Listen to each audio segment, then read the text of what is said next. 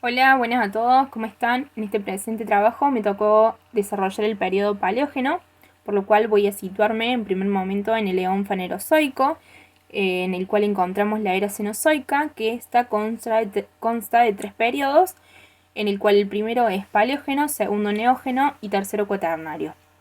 Como dije anteriormente, voy a situarme en el periodo Paleógeno. Este es un periodo que duró aproximadamente unos 40 millones de años y se divide en tres épocas. En primer lugar tenemos el Paleoceno, que duró entre 66 a 56 millones de años, el Eoceno entre 56 a 34 millones de años y el Oligoceno de 34 a 23 millones de años. Bien, empecemos situándonos hace 66 millones de años atrás, cuando inició esta era cenozoica, la era en que los dinosaurios y otros grandes reptiles habían llegado a su fin. Empezó así este nuevo periodo geológico. Es uno de los más interesantes de la historia de nuestro planeta, ya que vio evolucionar y prosperar un nuevo tipo de criaturas que habían vivido a la sombra de los dinosaurios, como son los mamíferos, mientras que las plantas estaban representadas mayormente por helechos. El clima fue muy cálido durante millones de años, había muy pocas fluctuaciones estacionales, lo que permitió que los animales crecieran y los bosques tropicales se expandieran por todo el planeta y los subtropicales prácticamente estaban hasta los polos. Bien, para empezar por épocas, voy a empezar por la primera, que es el Paleoceno, en el cual considero que es una recuperación posterior a la extinción masiva, como dije anteriormente. Habían desaparecido los dinosaurios al final del periodo precedente, por lo cual es la vida mamífera la que empieza a dominar en la Tierra. Al principio fueron pequeños, nocturnos y con alimentación herbívora o insectívora, pero ya para el final del periodo había roedores, grandes herbívoros y carnívoros que cazaban a otros para alimentarse. En cuanto a la vegetación, podemos decir que más adelante aparecieron plantas modernas como son palmeras y cactus.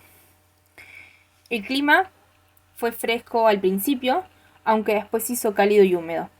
Pero este periodo estuvo marcado por un cambio climático muy brusco que elevó a 6 centígrados la temperatura media de la Tierra en apenas 20.000 años. Esto provocó una extinción de especies y también la evolución forzada de otras. Al comienzo de este periodo, América del Sur estaba casi aislada del resto del mundo, a excepción de la conexión con la Antártida, que a su vez estaba muy cerca de Australia, como podemos ver en la imagen en los circulitos rojos. En cuanto a un acontecimiento orogénico más notable de esta época, fue el acercamiento y colisión de las placas Eurasia e India que formarían después la cordillera del Himalaya. Esto ocurrió hace aproximadamente 50 millones de años. Bien, en segunda época tenemos el Eoceno, el cual considera una mayor diversificación de especies, ya que durante esta época los continentes se continúan desplazando hacia sus posiciones actuales, que dio por terminar la cordillera del Himalaya por el choque de India con Asia, como podemos ver en la imagen. Es al principio de este periodo donde todavía Australia y Antártida estaban juntas y la circulación de las cálidas corrientes ecuatoriales y la fría de las aguas antárticas contribuyen a mantener constante y elevada la temperatura de la Tierra. Pero sucede que Australia se separa y provoca una deriva continua de la placa sudamericana hacia el noroeste, por lo cual hace que se abra un estrecho, el paso de Drake, el pasaje de Drake, que es un paso marítimo de las rutas de comunicación entre el Océano Pacífico y Atlántico, hace aproximadamente 45 millones de años. Lo que hace esta abertura permite el desarrollo de las corrientes marinas frías circumpolares que giraban, como giran en la actualidad, alrededor de la Antártida en sentido horario, oeste-este, y como resultado es el clima de la Patagonia el que cada vez se hace más frío y es en la Antártida donde comienza a formarse el casquete glaciar. El clima del Eoceno fue el más homogéneo de todo el Cenozoico. Se mantuvo templado, aunque poco a poco las temperaturas fueron disminuyendo debido al cambio de estas corrientes marinas en torno a la Antártida.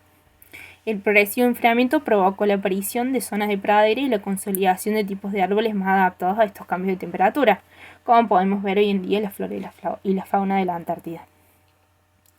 En cuanto a la evolución de nuevos órdenes de mamíferos, que fue iniciada en el Paleoceno, sigue adelante y aparecen marsupiales, prosimios, animales ungulados primitivos, a partir de los cuales fueron evolucionando diversos grupos, como son caballos, rinocerontes, cerdos y los camellos. También aparecen otros grupos modernos de mamíferos que colonizaron el aire, como podemos ver son los murciélagos.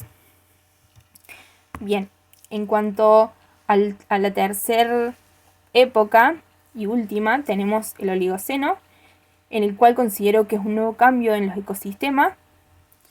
Continúan las colisiones entre las placas de la corteza terrestre, la fragmentación del supercontinente Pangea se fue haciendo cada vez más evidente y se separa el fragmento que corresponde a Sudamérica, provocando un desplazamiento hacia el oeste para poder encontrarse con Norteamérica en los años siguientes.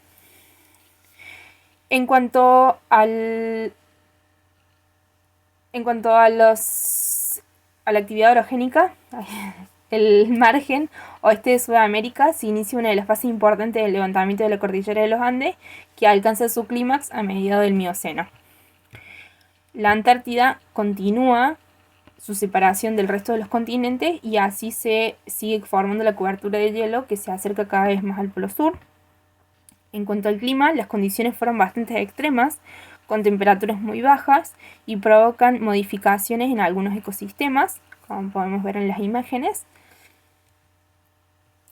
¿Esto qué ocurre? Muchas especies animales estaban habituadas a un clima constante, como decía anteriormente, que les proveía de comida y agua durante todo el año. Provoca una nueva extinción.